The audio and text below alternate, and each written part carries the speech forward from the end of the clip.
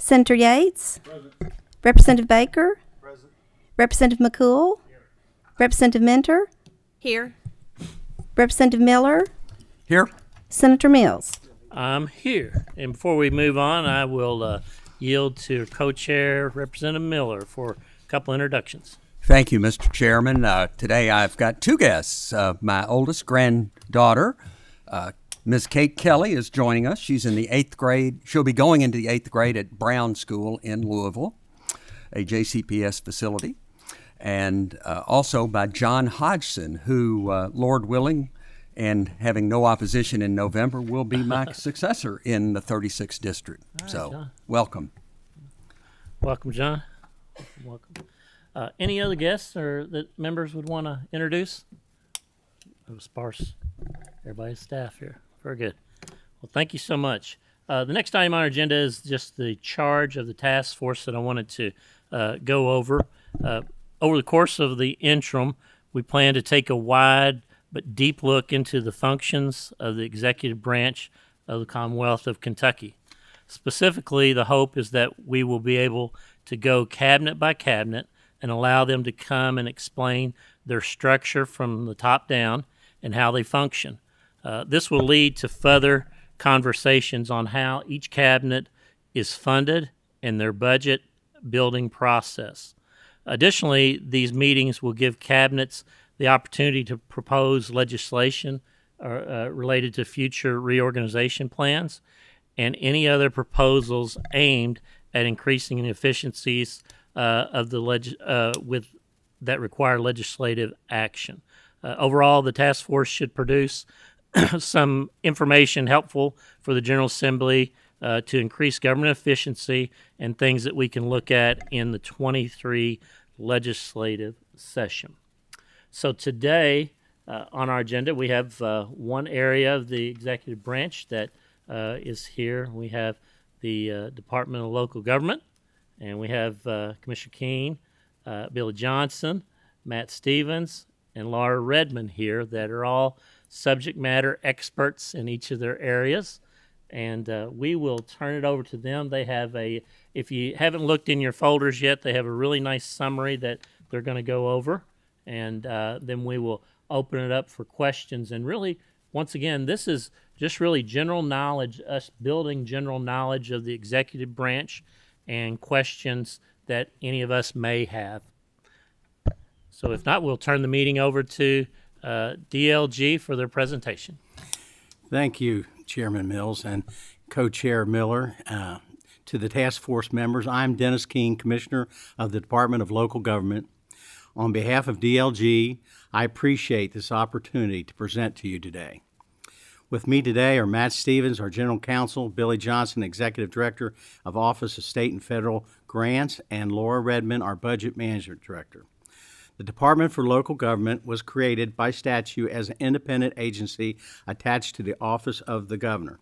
The agency serves as a liaison between the governor and cities and counties.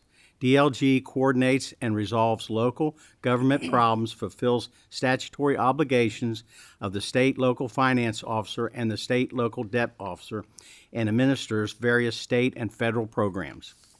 In its mission of DLG to strive to empower Kentucky local leaders by having effective management, information, and integrity and stewardship of funding resources by promoting an environment of competition, innovation, opportunity, and achievement. DLG's vision is to strive to partner with Kentucky's local communities to respond to the urgent challenges of today while carefully laying a steady foundation for tomorrow to enrich our citizens and quality of life. DLG advises local governments regarding budget, personnel, and other relevant issues. It also provides financial assistance in the way of grants and loans to the local governments and special purpose gubernatorial entities within the Commonwealth. DLG is comprised of the following: Office of Financial Management and Administration, Office of Legal Services, Office of Field Services, Office of State Grants, and Office of Federal Grants. In preparing today, In preparing today's meeting, we understand that this task force was created to study the efficiencies in administering services to the Commonwealth. And over the years, DLG, as in many agencies, we've done more with less.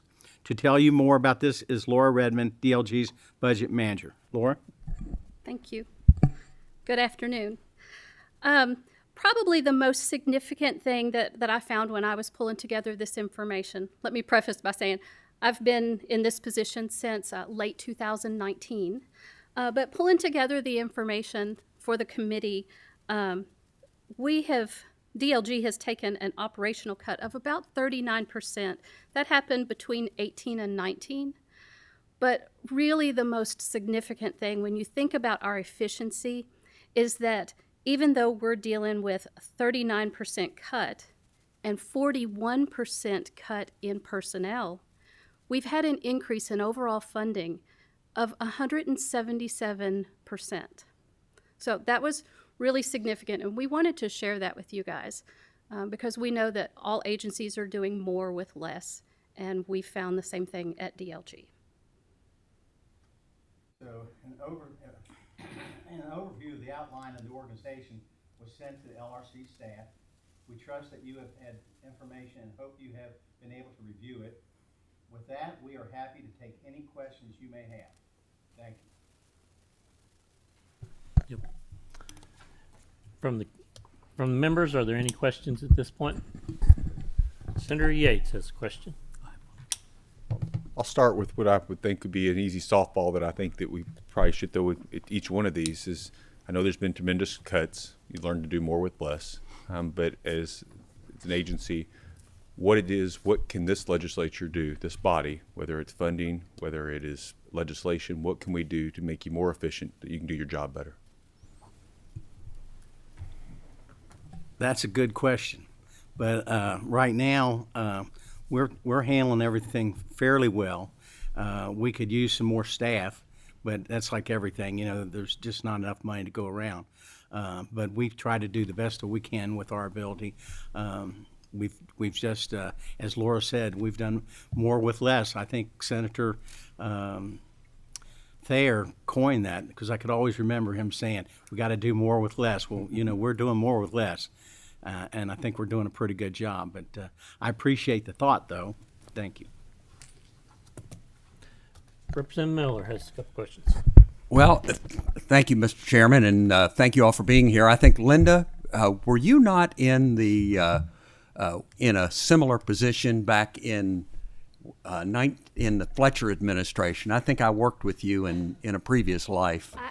I've been in state government for 24 years. Yeah, I think I remember you. I can't recall if it was Historical Society or somewhere like that.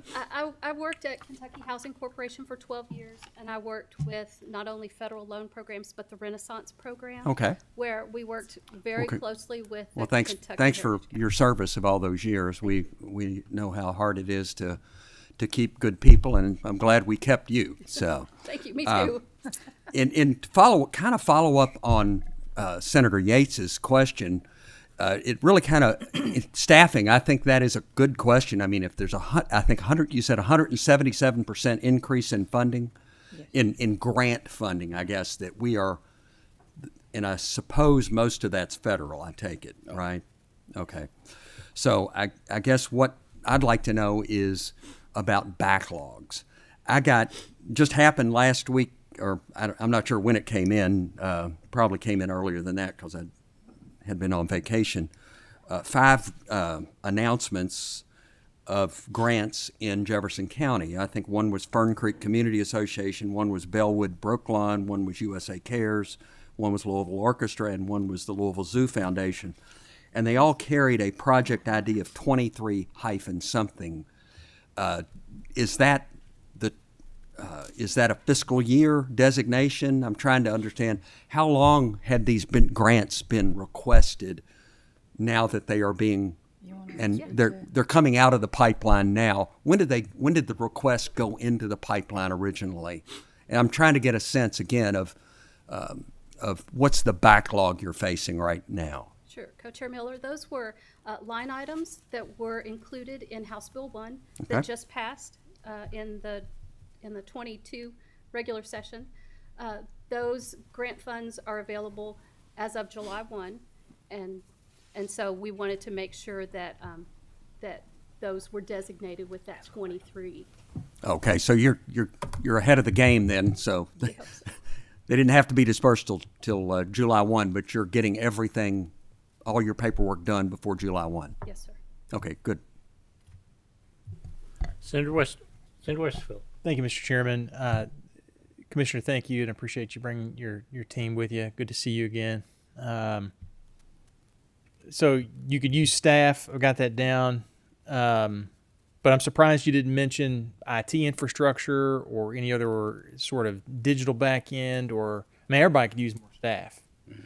Later on this interim, I'm going to have, though he doesn't know it yet, I'm going to invite Damon Preston to come and talk about DPA salaries, which were egregiously low before we instituted the budget boosts we did and the raises we gave this session.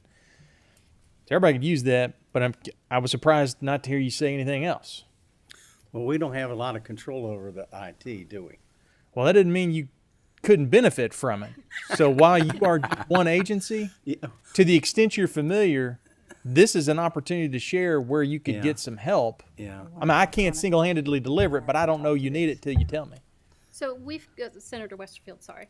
We have 3 main databases. One is the clearinghouse, the statewide clearinghouse that all federal projects have to register through. That is slated for an overhaul. What's that called? E-clearinghouse. Thank you. We have another that's an internal database that we refer to as Project One. Okay. We're in the initial phases of working with COT on finding out what needs to happen to convert this into a cloud format, because right now What does Project One do? What service does it do for you or it provide? holds all of the information for all of our grants, all of the Okay. the contract numbers, every disbursement, notes, the dates we sent out MOAs, the dates they came All back. the grants that are in Project, sorry to interrupt, but I'm just want to make Okay. sure we flesh this out. Everything that's in Project One, is that also things that were at first, if it was federal, went through the e-clearinghouse step first? Correct. Okay. And you mentioned a third. The third is for the special purpose governmental entities, and that actually is in the process. I think it's in one of its final phases of the first step. These take many years to do because they do cost a lot of money. SPGE, the special purpose governmental entities, I don't want to say it's self-funded, but there is fee revenue that Okay. comes in. So we're able to take care of some of those costs. Plus, we're lucky that COT has what they call a legacy replacement grant. So there are some grant funds that we are seeking to help us rebuild these systems to a newer technology. Are all 3 of these databases, I'm sorry, Mr. Chairman, may I? Okay. Are all 3 of these databases housed with COT, managed by COT? And that I Or are don't any know. of them inside we always deal your with. cabinet, within your department, your agency? We deal with them to take care of all of our All 3. problems, questions, concerns. Okay. Yes. All right. Any other databases, any other IT infrastructure there at local government? I mean, you're getting into federal. Yeah, there's federal systems that interface with HUD's system for us to draw down funds from that. Are they only ever talking to one of these 3 things? No, No, it's separate. yeah, it's separate. It communicates directly with HUD. So it doesn't interface with What, our when you local say system. it, what are you talking about? It's called Housing Development Software, and it's a proprietary system. Proprietary to the agency? They're the only entity that offers this grants management system that also has an interface with HUD's disbursement system. Nationally? From what I understand, I have to I'd love to every know how year- they scored that. Yes, I have to get updates every year from them in order for us I'm to, sure that we do. in order for us to enter into agreements so that we can have Yeah. that software. Okay. Well, that's interesting. Communications wise, how does other than email, how does your agency communicate or coordinate services with other agencies in state government? Well, we rely on quite a bit on, as far as with the counties and cities, we rely a lot on the ad districts. The ad districts, they're our communication fingers out there to the cities and counties. And if ever city or county, needs something, that usually when they do a grant or anything like that, they do it through the ad districts, and then the ad districts actually write the grants for them. And then we get the grant, and then we converse with the ad districts when Billy or one of them's going through the process of approving the grant. I knew you all were heavily involved with all that with the ads that I represent. Do you all do any of this outside of the ad framework No, not that I. or directly with cities or counties? Well, there's some local consultants too that we, are you talking about the grant administrators? Yeah, there's other grant administrators. There's some. Other than the ad district yes, staff. There's some entities, units of government that may not use an ad. And so if they do want to Can you use think of one off the top of your head? Because I don't know who that would be other than maybe Lexington, Louisville? Yeah. City of Frankfurt, No kidding. Okay. It's not in an ad? It is in an ad, but they have their own grant writer. Okay. or Pike County, they have their own Alright. grant writer on staff. So they have to be procured. If they use Yeah. another different agent, they have Yeah. to, of course, the ads don't, per statute. The grant Okay. writers there don't have to be procured. And then other communications between agencies. How does We have weekly staff meetings or cabinet secretaries meetings every week, and we communicate with one another. Like we do a lot with transportation, in particular. A lot of times we'll have access to something that they don't, and we try to work together that way. Do a lot with economic development cabinet. Case in point Sure. was, we're running out of space for these new entities to move into Kentucky. Everybody wants to come to Kentucky, but we got really land don't. in Christian County, Commissioner? We've got a lot of them. Not But yet, not out. we're hoping that what we did is we brought in all the ad districts for I think it was 4 or 5 days, and they brought in brought in all the descriptions of all the places that they had, private and public, that we need to be aware of. Okay. So we inventoried all that. Do you feel like and you mentioned the ad districts, you're obviously communicating grant opportunities and those sorts of things. Do you feel like, not that you can speak on behalf of the ads, but do you think the communication lines, both directions, are pretty open? I believe so. They call us frequently during the day that the ad districts aren't talking to us. We have monthly meetings with the ads board.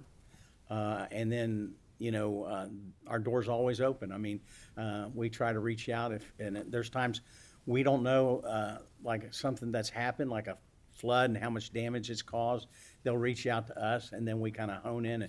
We've got different pockets of money that maybe we can put together to solve a problem for a place. So we really rely on the ad districts quite a bit. The last thing you said there, I'm curious, just how many pots does DLG use or have? Well, we have, in my former life, I was a economic development advisor for a group called South Bank Partners. And so I got a lot of experience with, a lot of times you'll have $1 million project, but you only qualify out of this particular fund, which I believe there's 4 or 5. There's Cdbg grants, rural development. It's not under us, but we work with them too. And then we have ARC, which is in the mountains. That's a huge Yeah. pot of money. We've got, We've got about, you want to give?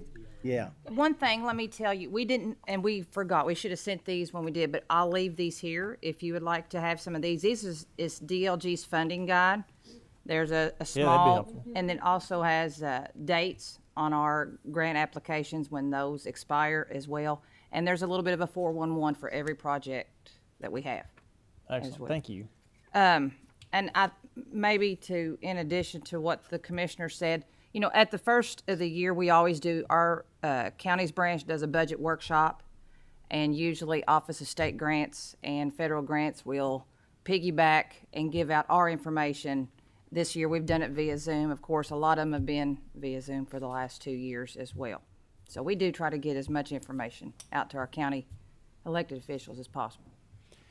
If I can ask one more follow-up. Thank you, Mr. Chairman. I appreciate the time here. Back to the 3 databases, and I interrupted you to get to the list of the all 3, but you were talking about each one being in a different phase of either development, redevelopment, improvement, upgrading, or something. Can you walk me through where they each are, the E-Clearinghouse, Project 1, and Special Purpose SPGE? Sure. So SPGE is the furthest along. It's at the last few weeks, really, of phase 1. That is getting ready to be implemented. And so your special districts will start getting information on how to go in and do their reporting into this new portal. So we're going to be able to capture that information that our old system just stopped doing. It was just a dinosaur. Okay. It's still going to have a couple more phases to bring it up to the 21st century. What's the timeline on I think it's like 2 or 3 years. Yeah. It's going to be for a the while. whole thing, For the whole thing, not yes. just what's left? But the first part is going to be able to be implemented shortly. How far are we into the 2 or 3 years then? We're 1 year into the Okay. 2 or 3 years, really. And then Project 1? So Project 1 is the next one.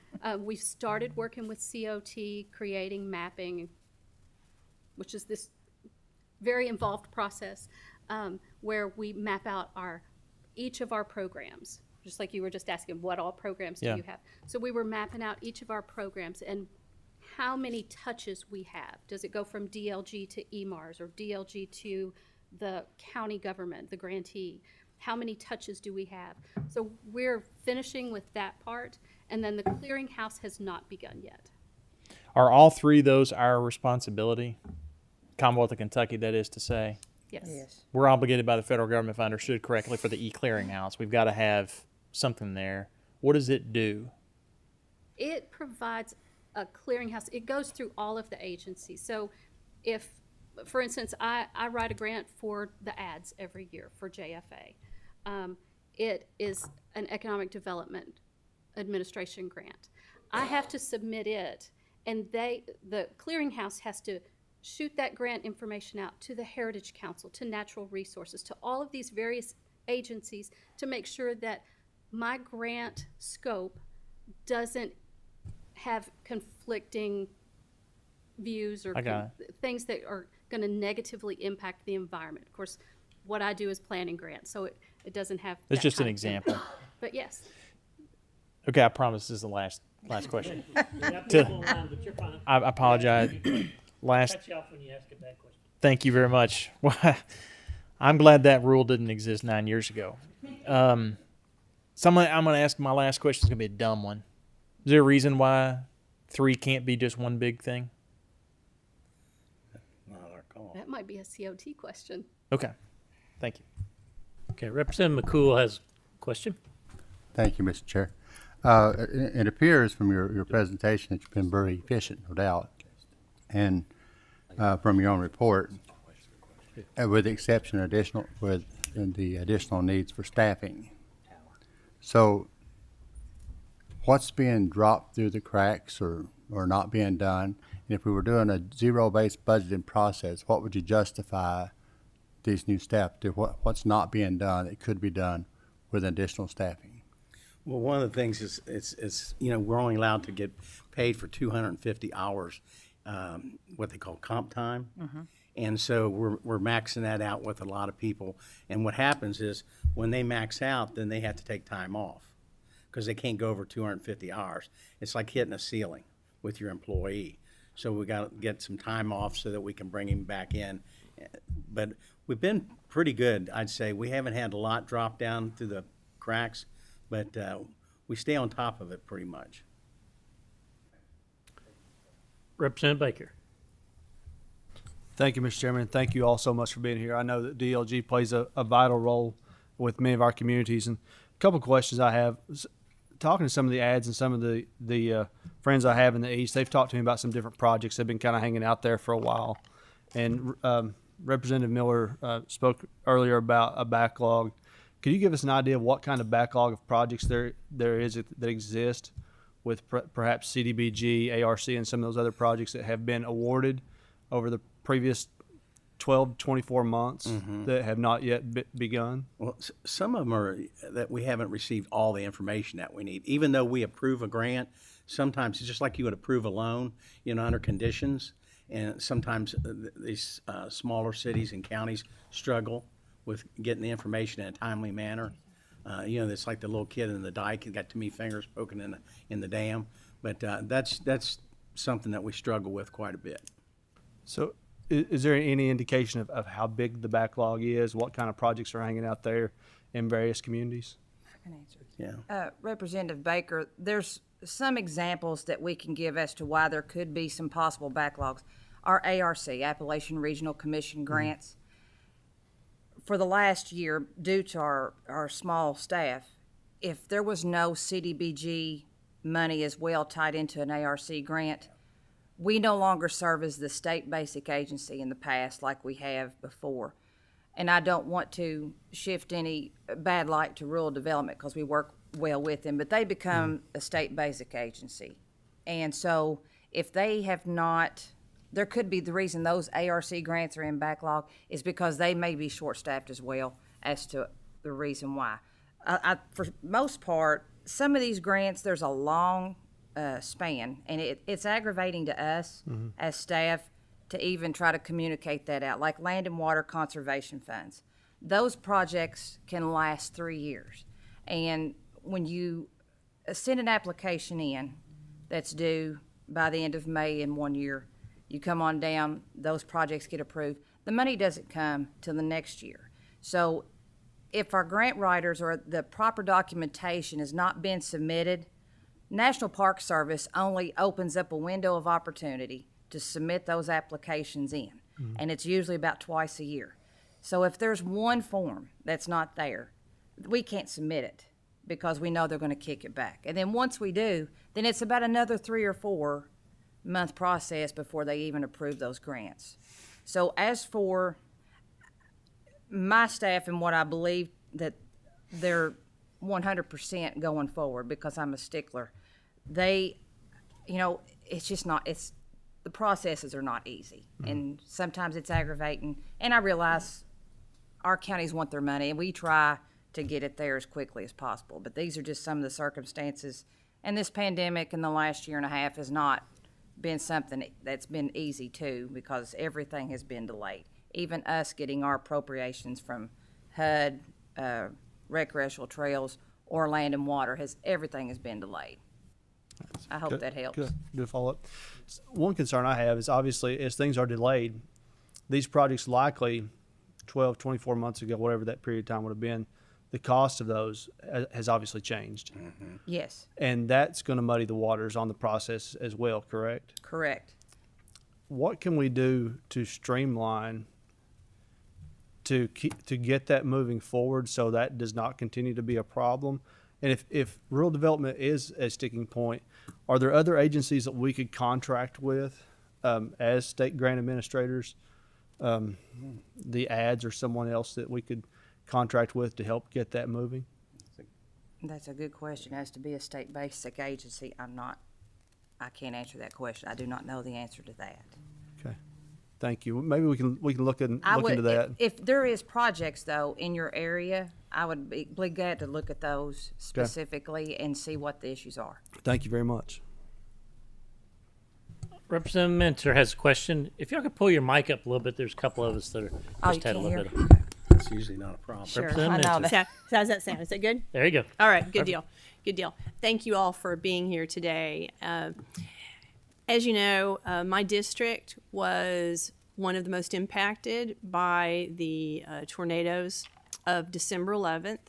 Almost all the damage in Warren County was in my district, and I'm extremely grateful for all of the work that you all and other agencies have done to help us get through the relief phase, moving into recovery. Recovery is ongoing, and it's obviously going to be very lengthy.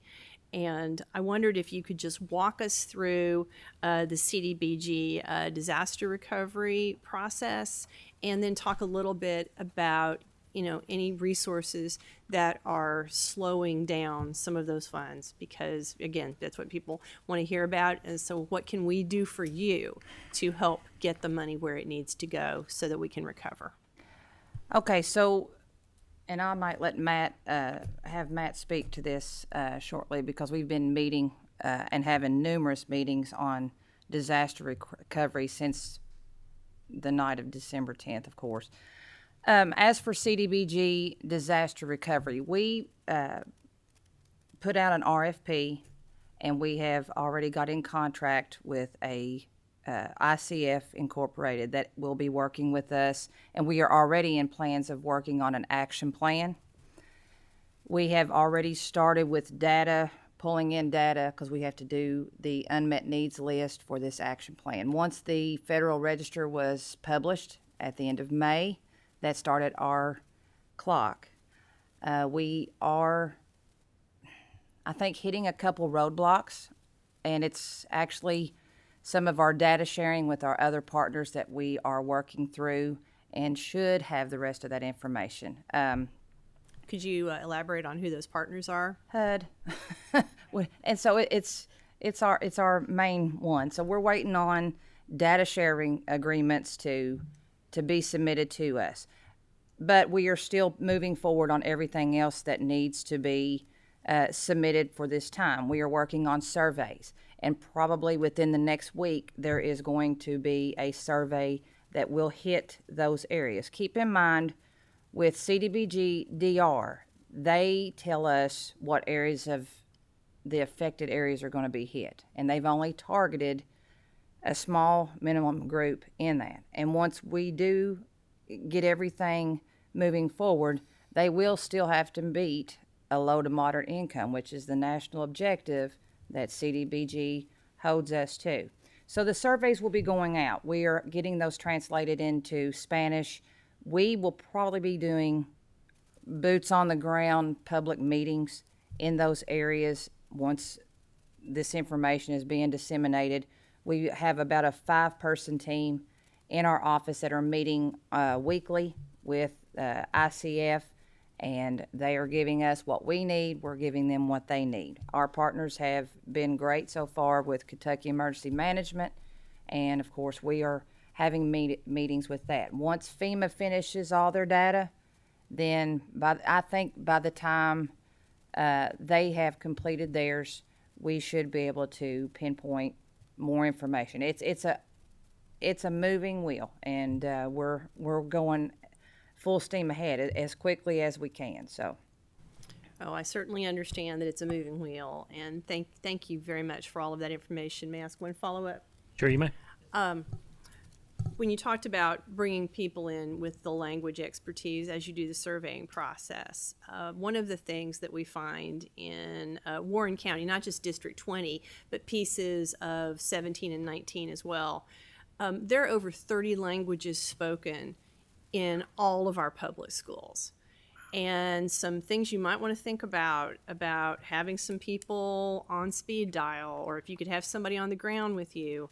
And I remember this from the unemployment crisis, but some of the hardest hit areas are areas where we have large immigrant and refugee populations, again, where the fatalities, most of the fatalities were in Bowling Green, it was a block populated by people who had started coming to the U.S. in the 1980s, Bosnians who'd fled the genocide, people from El Salvador who had fled, murderous revolutions.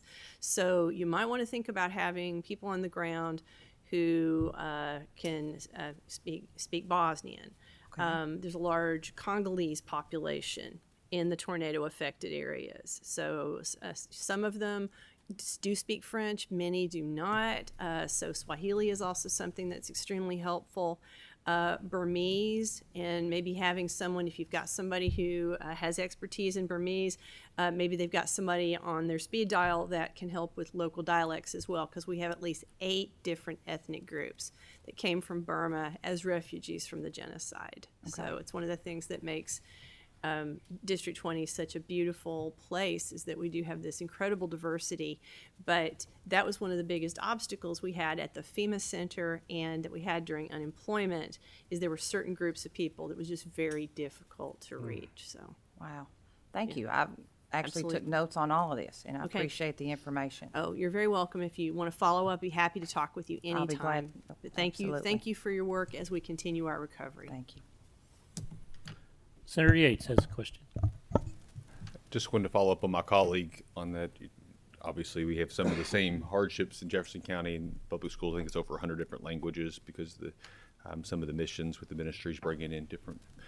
But I think one investment that we could make quickly, hopefully in most of our agencies that dealing with people on the ground, is just the language software that can be put into place. And so it's a language translation software.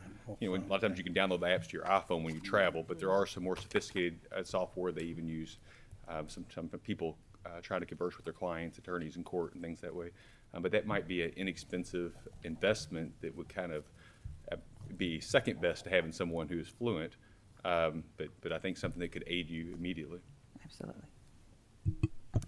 Okay, I've been saving my questions, letting everybody kind of have questions, and then I'm going to ask a few.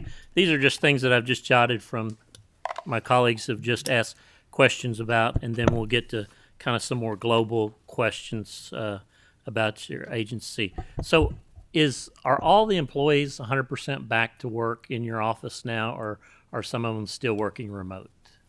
We have some working remote, but not full-time remote. They come in a couple days into the office. Right. And that's how we're dealing with it.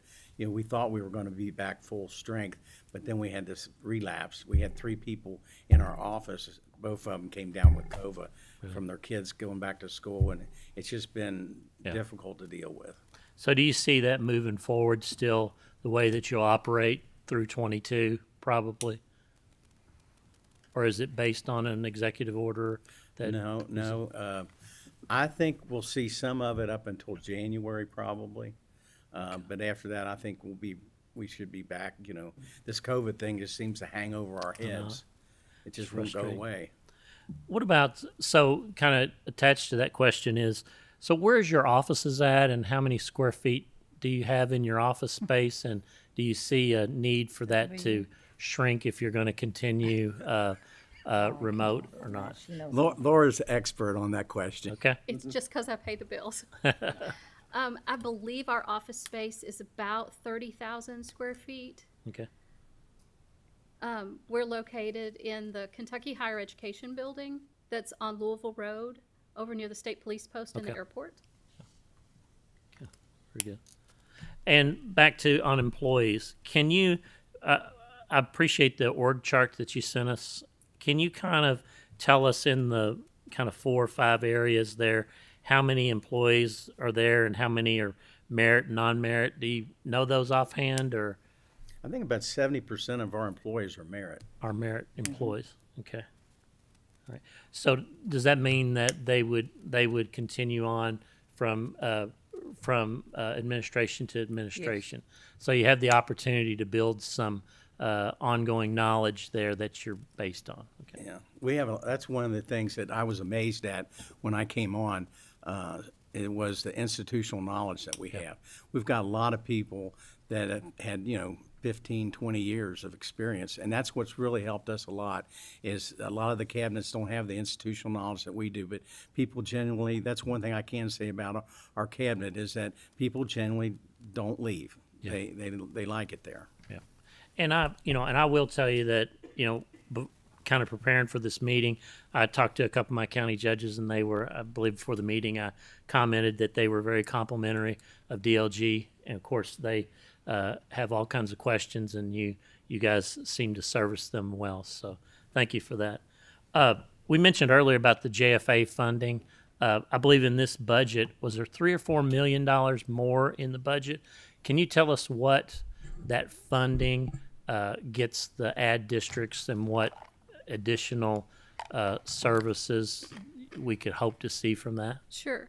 So JFA is comprised of state funding as well as federal funding through the Economic Development Administration and through Cdbg, Community Development Block Grant. JFA is for the ads to do planning and technical assistance. Typically, in our budgets that we've had for years, the ads have received around $2 million in general funds. Some of that is used as matching funds. EDA gives us $1 million, $1,050,000, I think, and we match it 80-20. So we have to kick in our $265,000. Cdbg is a 50-50 program, but the rest of it is unmatched dollars. But there's a defined scope of work with JFA For the EDA component, it's planning the comprehensive economic development strategy, otherwise known as CEDS. And so the ads kind of keep their finger on the pulse of economic development in their districts, and they create plans or update their plans every year to see what new activities going on, what they can do to service it, what kinds of things are needed in the communities. Is there a need for infrastructure? Is there a need for whether it's roads or sewers, just to try to target those areas. So that's what the EDA component is. The Cdbg component is to allow the ads to get cities and counties ready to apply for Cdbg funds. There's a lot of groundwork that has to happen on the front end of a Cdbg grant, making sure that you've got fair housing in place, you've got your Title VI compliance, making sure that it's accessible, translation for all of your important documents, making sure you've got services for your public meetings. So those are the kinds of things that Cdbg funds, and it's a 50-50 match program. The other things that the ads do and are going to be doing with this funding, they're going to be, they do a regional clearinghouse. Just like we do with our state clearinghouse, they've got a regional clearinghouse, and all projects go through them first.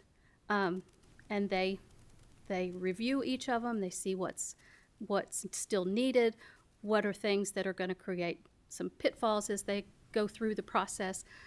They do that. One of the pieces of the scope of work is to help identify areas that there's no broadband. So that's actually been in their scope of work since sometime in the previous administration. With the additional funding, it was $2 million of additional funding, and that's not including the extra money for ARC match and the extra money for DRA match, because that helps provide matching funds for staffing for local development districts in ARC and DRA specific regions. But this additional $2 million is going to help the ads take care of training needs. They've had a lot of staff turnover. Yeah. A lot of these engineering companies are getting our well-seasoned ad folks and are snagging them away from our ads. So we're going to be able to get those folks trained and ready to take on a new generation of projects for our communities. So I think that's going to be what you see the most from our ads. So do y'all meet annually with ad directors and have any kind of planning sessions? Yeah. Or We meet monthly. Monthly? You meet monthly? And more if we need to. Yeah. I mean, because we reach out to them, we really believe they're our fingers out in the communities. They're very critical to the job that we do.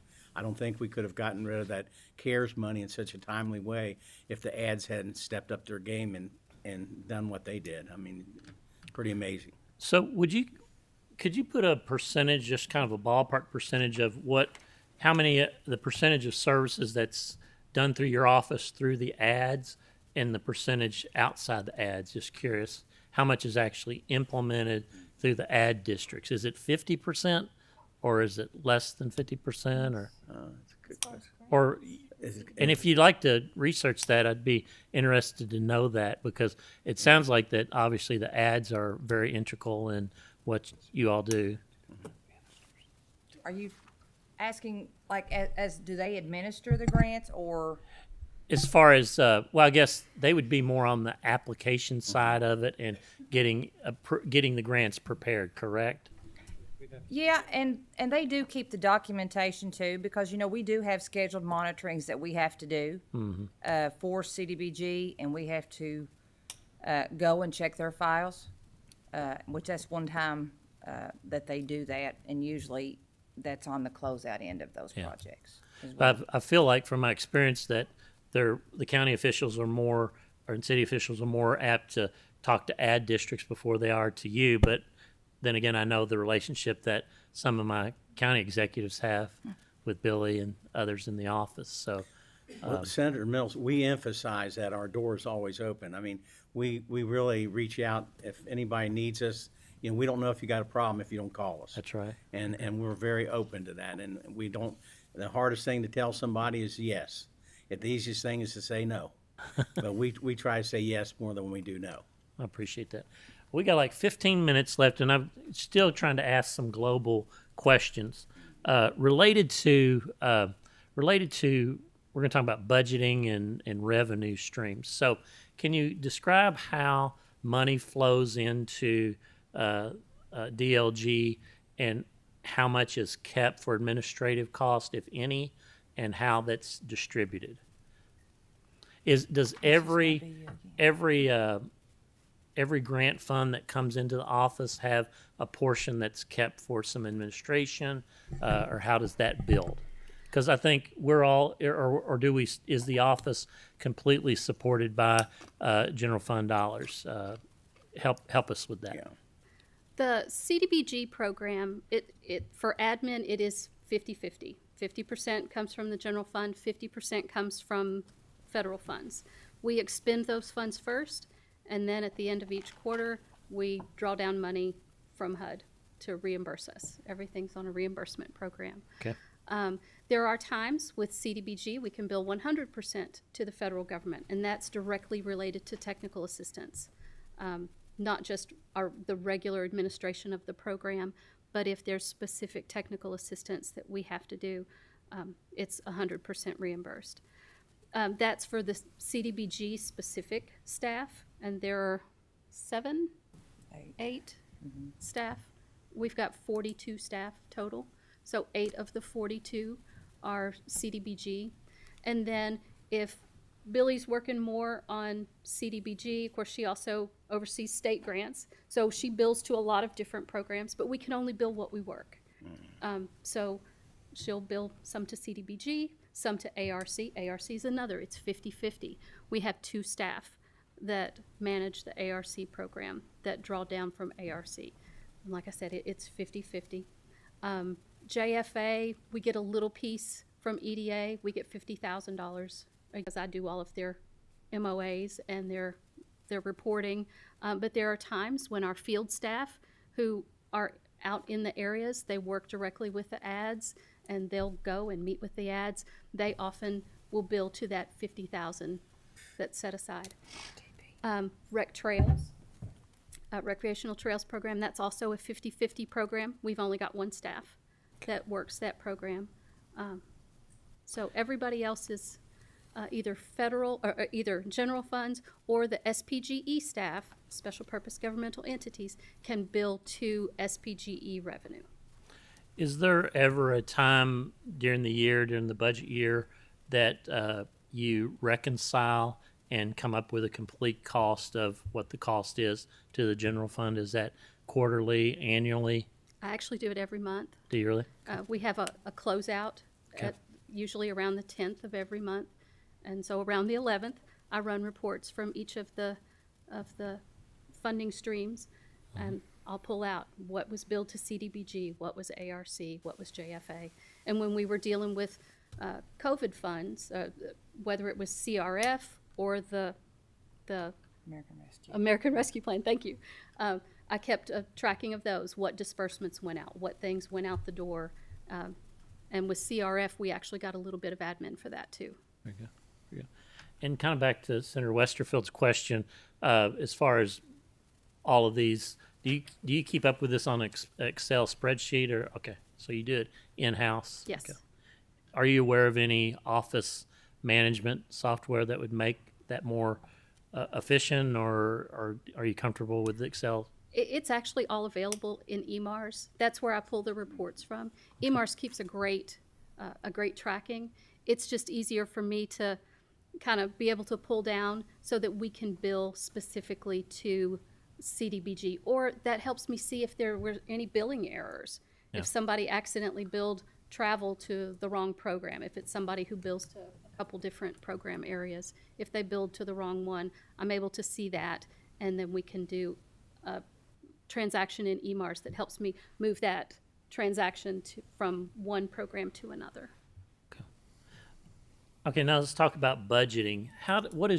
Can you walk us through your budgeting process, how you develop your budget, and then who your budget is reported to, like the next layer up as it gets to the governor's office as you build, I guess, every 2-year budget? Sure. I probably all the agencies, all the executive branch agencies do them the same. I think we're required by statute to follow certain procedures, and it has to be approved by the General Assembly, from what I read. But what we did this last budget go-round last summer about this time, we sat down and we took a look at all of our programs to see where we would have increases, where we would have decreases, because we knew we weren't going to, well, we thought we weren't going to have any other federal funding. We thought COVID was wrapping up. Hopefully we don't have a lot of federal funding dropped in our laps again like that. But we take a look and see what the forecast is going to be for the next 2 years. See if there were going to be any increases or if we knew of any programs that were going to be coming our way. With that, we build our budget. Now, the safeguard, I guess, with the budget is what we asked for the 22-24 biennium cannot be any more than what we had in the 21 fiscal year. So that's our baseline. Okay. So we know that that's what we started with. But then, let's say ARC changes the way that we have to pay an assessment fee every year. So if they change the way that we pay the assessment fee, if we have to pay more, they would let us know. And we would include that in a separate additional budget request, an ABR. But we would have to document. We would have to say, they're going to be increasing, and we know we're going to have to pay $500,000 more. And we would have to document that in our budget request that we do in October and November. Mm-hmm. It has to be submitted to the State Budget Director's office on November 1st. Maybe it's October 31st. And then it kind of bounces back and forth to make sure that everything's clarified. And at that point, it goes to the governor's office. Right.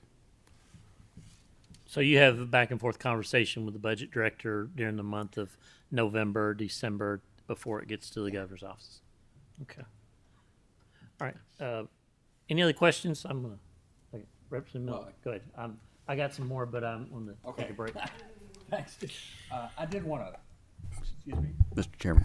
I did want to follow up a little bit on the trying to get my arms around all your programs. And it's really a follow-up to the original question I asked about backlogs and then I think in response to Representative Baker's comment, one of you said possible backlogs. And I'm trying to understand, are there backlogs or are there not backlogs? If there are, where do they occur? Are they in the ad district, so they're before they get to you, or Jfa or counties? And as I was trying to articulate a question, it seems like I'd like to see some sort of flow chart for each of your programs. All right, here's a bolus of federal money, and here's how we have to. Here's the flow. It comes from a county to an ad district to us, or to rural development, just to try to get my head around it, because you can't really address what can be done differently unless you can identify the problem by the source of the problem. And is there something you all can provide, of flow charts and tie any possible backlogs to the type of program you're dealing with? And I know you got 120 counties, and there's, I assume, a lot of different ways of doing things. Do the ad districts filter all that for you? I'm just trying to understand this whole process better. So probably the most significant backlog, if you want to call it a backlog, has to do with ARC. So most of the money that comes to the state from ARC doesn't even come through the state. It either goes through the federal government or it goes through rural development. ARC kind of needs a vehicle to get their money through. And sometimes it's Cdbg, sometimes it's rural development through the U.S. Department of Agriculture. So USDA has had some backlogs. So it's nothing that we could do anything about. It would be great if we could take it off their hands, but we don't have that capability. It's a decision on the application level with ARC directly. Locally, or with our state programs like land and water, for instance, it's not necessarily a backlog, it's more of an incomplete application that has to be bounced back to the local government. So, and depending upon who the consultant was it a local grant writer, or was it the ad, or was it a private consulting firm? That would be who they would want to work with on getting their application up to par. Yeah, to give you an example of what can happen, ARC money has to be the last in. They will not dedicate their funds until, if you've got 3 or 4 different agencies, whether, whatever it may be, if they don't have their stuff together, ARC will not commit. They make sure that they're the very last to go in. And so that messes up when you're dealing with an agency that you don't have no control over, like rural development. If they've got some problems over there, we can't apply the ARC money until they've solved their problem. So there's a lot of catches. It's aggravating, but you can't, when you're trying to put something together, you get a lot of people involved. Okay, Mr. Chairman, rather than asking for more questions, I think I'm just going to turn it back to you and I think perhaps we need some follow-ups and maybe even a return visit. So, thank you. Thank you. Just one other kind of area, we got about 5 minutes of, then this is really more global when you're thinking about how the organization plans for the year or the budget year. So do y'all ever get together as far as doing any type of strategic planning for the cabinet?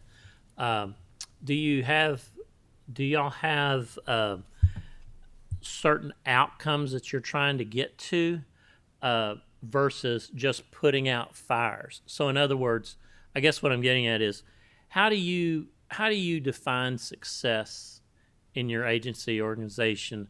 Is it when my inbox is empty, or do you ever get together and talk about, we would really like to do this program and see it implemented to this many communities or counties? Do you ever have time to stop and think about something like that? Yes, we do. We do look at things. Occasionally, you'll have a project that you can make it more of a regional approach. And we really look forward, if we can put a couple different pots of money, I keep on saying it, but if we can do that and go about like putting in a sewage system that could address 4 or 5 cities instead of just one city, we look at all that stuff in our determination. And it's very gratifying when you can walk away from at the end of the day and know that you've changed somebody's life, especially when you're talking about people that don't have safe drinking water and things of that nature. There's nothing better than being able to do that. It's very fulfilling, this job is. So as far as I guess the word would be like performance measures, like you're measuring how you're performing, how your organization is performing, because if you don't have those in place, you really don't know if you're succeeding or not. Yeah, you may have given some money away, but did we meet our what we set out to accomplish this year? I think that's one way to think about efficiencies, and then to be able to report back and say, we had this goal, we reached 85% of this goal. I know that's kind of a different way to think for government, but I think that's in the business world. We all have to account for where we spend labor and time and money, and I think that all comes together. So I'd encourage you to kind of me focus more on outcomes and not just outputs. How many grants I can do or how many papers I can get completed or whatever. Any other ideas or concerns? This is. I'll do one before you wind up. Okay. I'm going to comment real quick, and I'll leave the last comment for Representative Miller. This task force is really, there's a lot that goes on in the executive branch, and most legislators, it takes homework to dig down in it and get to find out what's going on.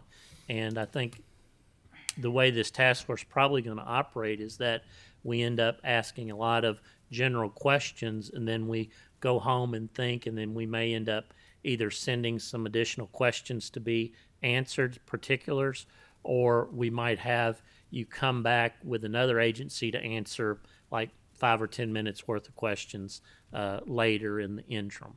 And I'm not sure that we can get through everything we need to get through in this interim because there's a lot to be asked, a lot to be asked. But I appreciate y'all's short introduction because you gave us a lot of information and we digested that and gave us almost an hour to ask questions. So with that, I'll leave the meeting off to Representative Miller. Well, you may not like my comment, Mr. Chairman, but we went through redistricting last year for the courts. Or we actually did a little bit on the courts. We did it on the legislature. We did it on Congress. I don't know that we have a mechanism to redistrict add districts, but I will say that after hearing what I've heard from you is that's a big factor in your success is add districts are kind of a filter or an organizational structure. Given the population shifts we've seen over the last, well, I guess add districts were created decades ago, but just in the past 30 years with population shifts, we've got some massive add in terms of population responsibility, I know in my area, and that's come at a cost of we've got some little tiny adds in terms of population they cover. I'd like this committee to look at add districts, roll this back a level to see, should we be looking at add district issues? Because that's a gating factor in terms of your success, and your ability to get the grant money through the pipeline. So I'm thinking, Mr. Chairman, we need to go upstream. Thank you. Yeah, we'll share something with you on the ad districts. Eastern Kentucky, its population is shrinking, but there is more demand on those ad districts in the mountains than ever before. We're trying to get those people to get the mountain economic development is a challenge for them. There's so many challenges that the mountains have that other areas of the state do not have. When you get into where I'm from, a more urban area, you don't have 1/10 of the problems that they have in the mountains. It's stick it wicket. It's hard to figure out. Okay. Any other questions from members of the task force today? Well, thank you for your comments and the preparation that you sent us, and we'll be back in communication with you in the future in the interim. But thank y'all for everything you do. Once again, I've heard compliments of your staff, and thank you for taking care of the county governments and city governments well. So, so we'll stand adjourned. Thank you. I'd like to thank you all for having this task force put together. I mean, it's not something that should be lightly looked at. And obviously, with questions that you're asking, you're trying to get a handle on, and I appreciate that. Thank you so much. We stand adjourned.